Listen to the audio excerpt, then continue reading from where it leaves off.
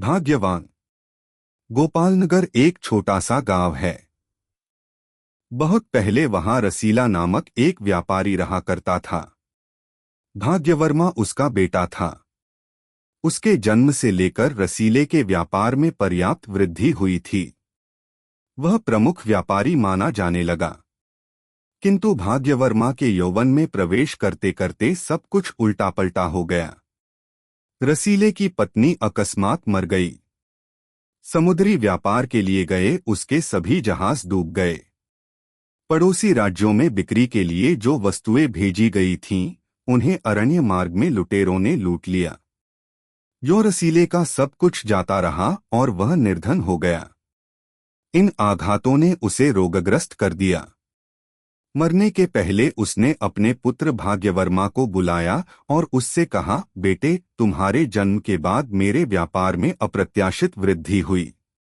इसीलिए मैंने तुम्हारा नाम भी भाग्यवर्मा रखा। किंतु हमारी वर्तमान स्थिति बड़ी ही गंभीर है। हमने सब कुछ खो दिया। मेरी समझ में नहीं आता कि भगवान ने हमारे साथ ऐसा अन्याय क्यों किया। मैं जान नहीं पा रहा हूं कि किस पाप के लिए हमें यह दंड भुगतना पड़ रहा है। लगता है मेरी मौत के दिन भी उंगलियों पर गिने जा सकते हैं। मैं तुम्हें अनाथ बनाकर मरने जा रहा हूं। तुम्हारे भविष्य पर सोचते हुए मुझे अपार दुख हो रहा है। किंतु क्या करूं? विवश हूं, आंखों में आंसू भरते हुए उसने कहा।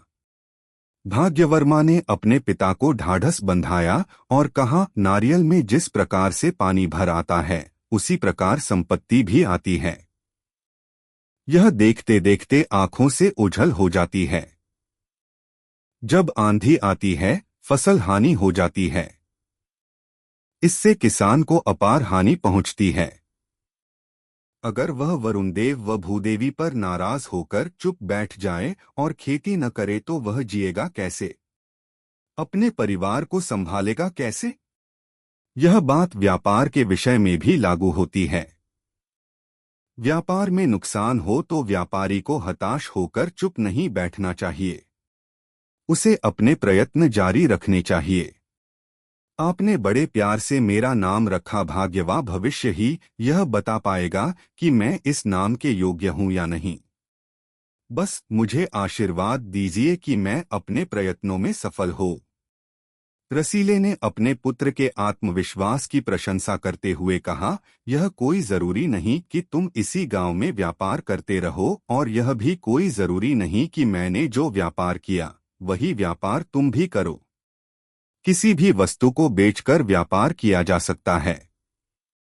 पहले मैं छोटी छोटी नावों में आने वाली सामग्री पर चुंगी वसूली का काम किया करता था।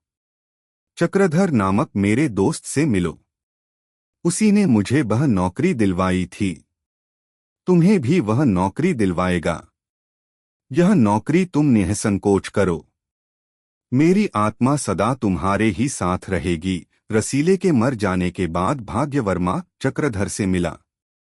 उसकी कितनी ही छोटी छोटी नावें थीं।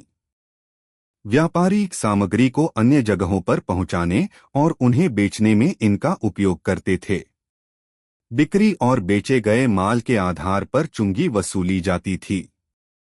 इसे वसूल करने के लिए कुछ लोग नियुक्त किए जाते। वसूल की गई रकम में से जो रकम सरकार को मिलनी चाहिए वह खजाने में भरी जाती थी, और यह सारा काम चक्रधर संभालता था।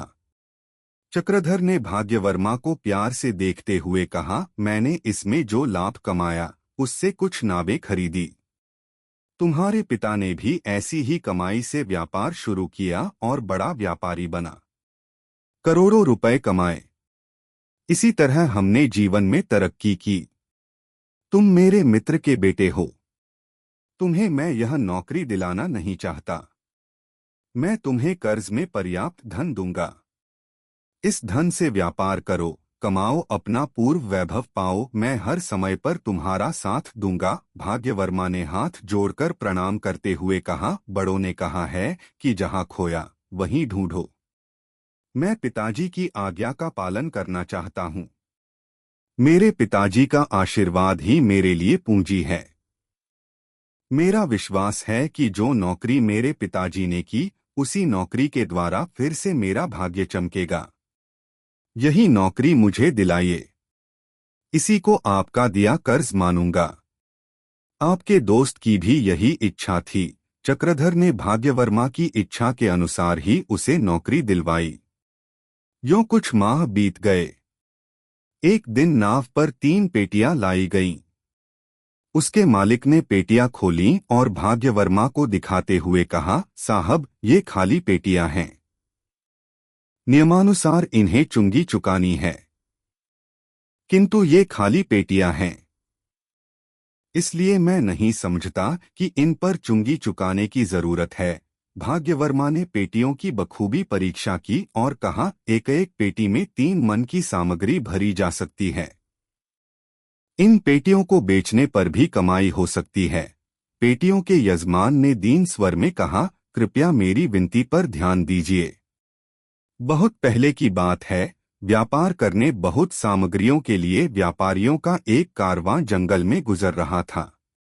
मैं उस कारवां में एक नौकर मात्र था। जंगल में लुटेरों ने उस कारवां को लूटा लिया। जान पर खेलकर हम उनसे भिड़ गए, लेकिन कोई फायदा नहीं हुआ।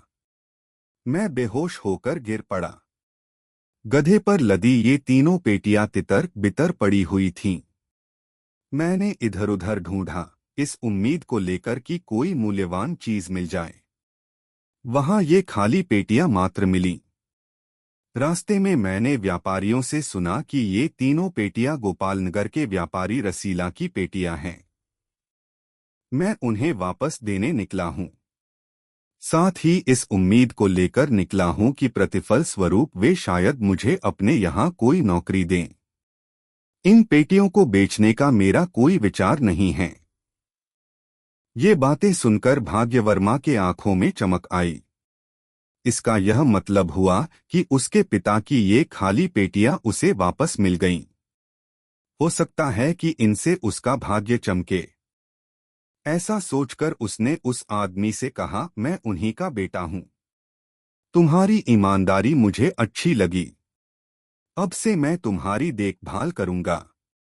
भाग्य ने साथ दिया तो व्यापार शुरू करूंगा और तुम्हें अपना ईमानदार नौकर बनाऊंगा।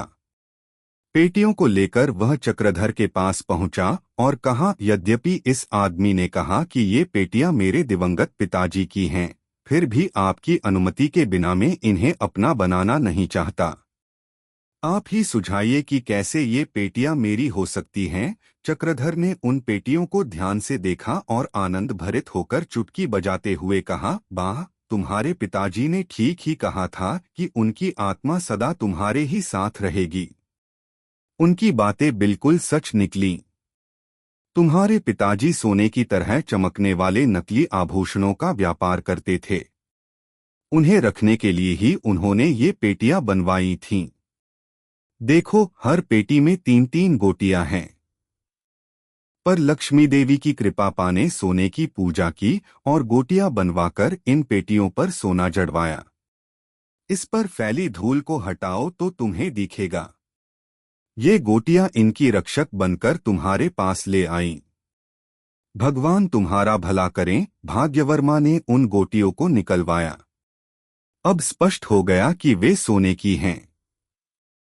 तब चक्रधर ने कहा, तुम्हारे पिताजी के कहे मुताबिक ही ये पेटियां तुम्हें उसी जगह पर मिली जहां से तुम व्यापार शुरू करने का इरादा रखते हो। यह सोना ही अब तुम्हारी पूंजी है। अपने पिताजी की ही तरह तुम भी यहीं व्यापार शुरू कर दो। भाग्यवर्मा ने आनंदभरित होकर कहा, मेरे पिताश्री ने आशीर्वाद देते हुए कहा था कि मेरी आत्मा सदा तुम्हारे साथ रहेगी। इस नौकर के रूप में इन पेटियों के साथ वे मेरे पास आए। इसके नाम पर मैं व्यापार शुरू करूंगा। सचमुच ही भाग्य ने मेरा साथ दिया। भाग्यवर्मा ने व्यापार शुरू कर दिया। 2-3 सालों में ही यह प्रमुख व्यापारी बन गया। चक्रधर उसके व्यापारिक कौशल से बहुत प्रभावित हुआ। अपनी बेटी का विवाह भी उससे करवाया। भाग्यवर्मा ने नौकर को अपने पिता का सम्मान दिया। अब दोनों अपने अपने भाग्य से सुखपूर्वक जीवन बिताने लगे।